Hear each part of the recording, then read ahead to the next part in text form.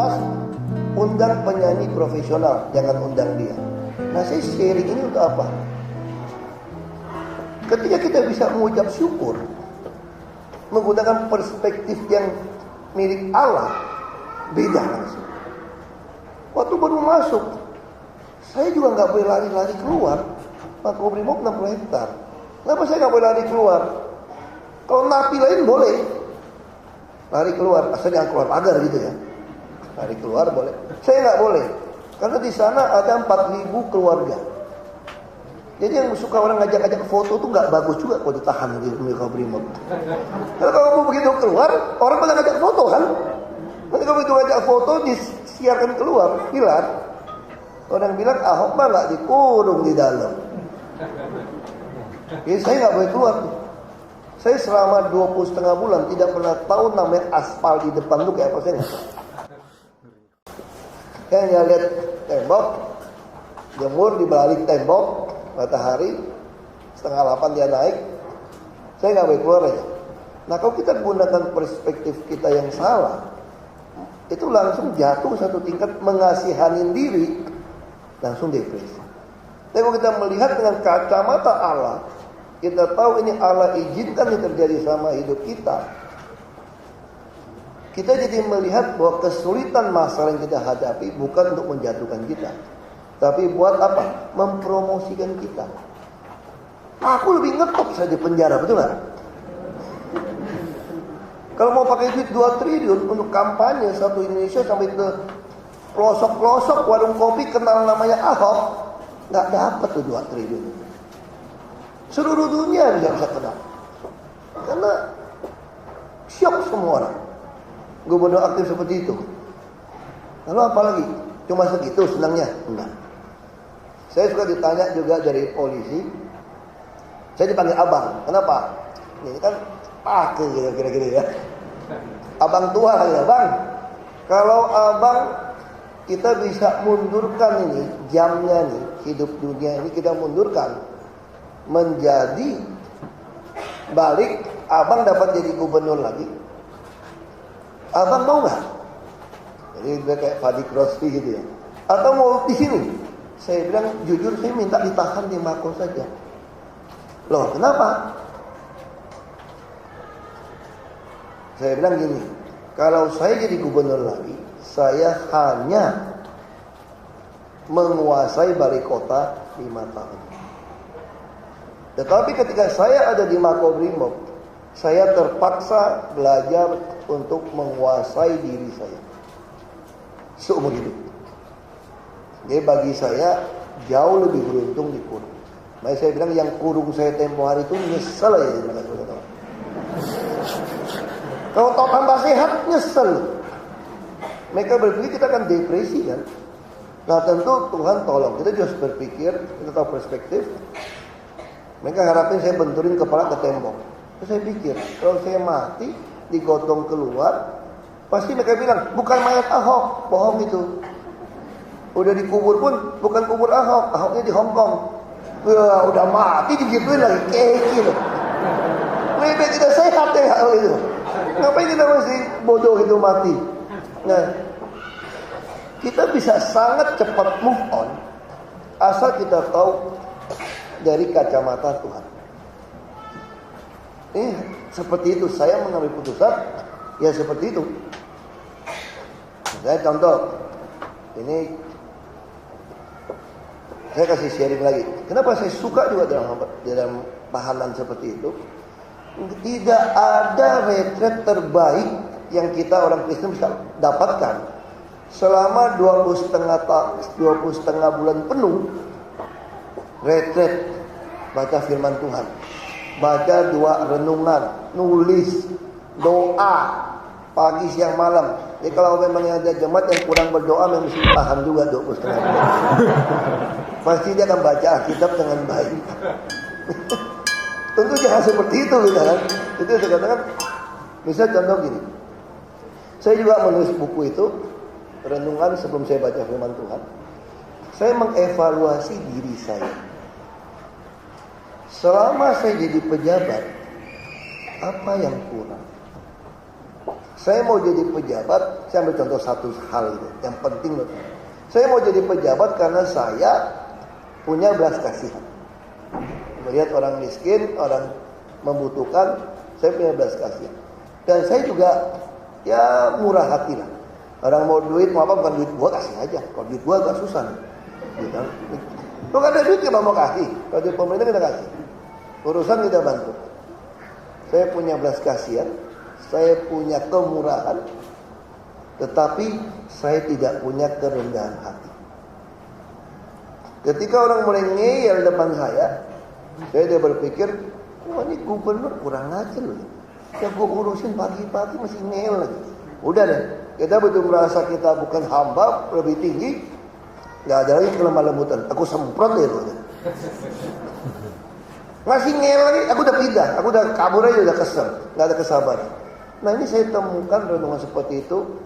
Dulu kita baca, saya mungkin baca Alkitab yang saya tulis, ikutin tiap hari rutinnya.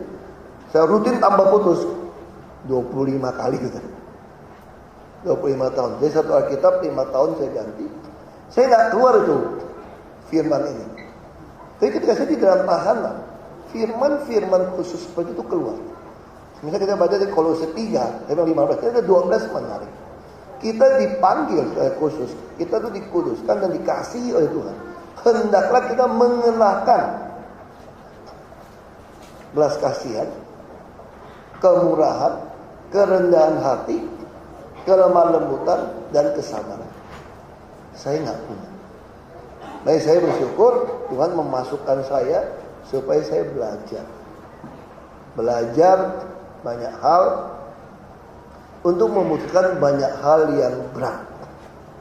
Termasuk yang paling berat di dalam hidup saya adalah memutuskan perceraian. Ini Bapak Ibu tertarik mendengar ini ada Pak Benjamin. Karena itu gosip di kalangan di mana-mana menyalahkan saya. Saya sampaikan begini. Mama saya adalah pendoa. Jadi kalau teman doa saya itu adalah mama saya. Saya sharing hanya dengan mama saya. Karena saya hanya bisa sharing dengan mama yang juga tiap hari baca firman Tuhan. Mendapatkan iluminasi ini. Ini mama saya selalu berdoa dengan saya. Dan bagi kami sebagai orang Kristen tidak ada perceraian.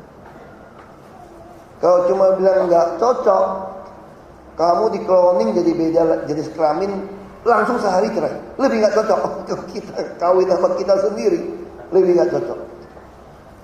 Ini nggak ada yang cocok kok manusia gitu. Ini mama saya juga, apalagi kita Chinese punya nilai. Kalau orang di luar Kristen nggak cocok, simpanan aja, nggak boleh cerai gitu loh. Kalau cerai kan memalukan bagi harta. Ini nih Chinese punya umumnya nilai. Ya tentu kita, ini peristiwa lama sebetulnya, panjang. Ya mama saya juga doa. Mama saya ini orang yang sangat bijak menjawab. Lalu orang di gereja nuduh gini sama mama saya. Kan kita gereja Chinese ya. Bilang ini sama mama saya. Kok kasih anakmu menikah sama orang Jawa? Mama saya jawab gini. Orang Jawa salahnya apa ya? Bapak mulai tanya lagi. Saya dengar anakmu selingkuh ya sama ajudan mantan istrinya itu ya. Wah, mama saya jawabnya top. Gini ya, kalau dia ajudan anak laki-laki saya nggak jamin juga loh. Anak saya kan laki-laki. Sama perempuan bisa kejadian juga, saya nggak bisa jamin. Orang Kristen juga bisa jatuh, mama saya bilang. Saya nggak jamin. Tapi ini istri, ajudan istrinya kok. Terus masuknya juga menjelang 411 November, Oktober 2016. Saya sudah dituduh tersangka jadi sidang. Terus Mei udah masuk. Kalau teman saya lebih hebat lagi. Kita sama-sama laki-laki ya. Ajarin saya dong, kalau jadi Ahok gimana caranya selingkuh sama ajudan istri. Kalau ajudan itu tidur di kamar sebelah mamanya, dan kamar dia sama istrinya buka jendela bisa lihat itu kamar. Dan pulang ada istrinya. Ajarin saya gimana caranya. Nah, ini versi teman. Yang ketiga, ini juga jangan sakit hati gitu. Mama saya tuh jawabnya bijak tapi nyelikit ini. Ini sebetulnya agak udah plus agak capek ladenin orang. Karena bilang sama mama saya, anakmu salah, ceraikan ini gini. Ini orang baik, ini orang hebat. Mantan itu hebat, gitu pintar, gitu lembut, macam-macam gitu kan. Mama saya jelasinnya gimana, dia ngalamin kok. Terus dia jawabnya gini ya, saya mau jelaskan gimana juga susah. Tapi saya akan bantu doakan kamu supaya kamu punya menantu perempuan seperti dia.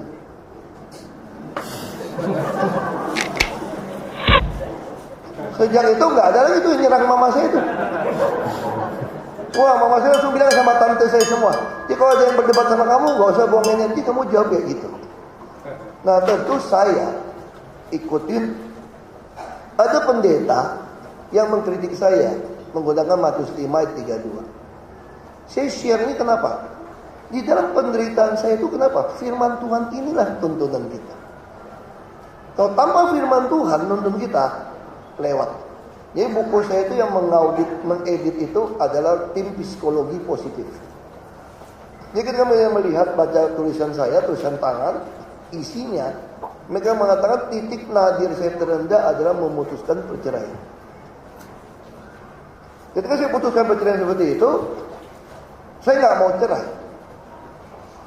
Tetapi saya juga bersyukur saya terima buku Pak Tong yang 10 hukum Allah.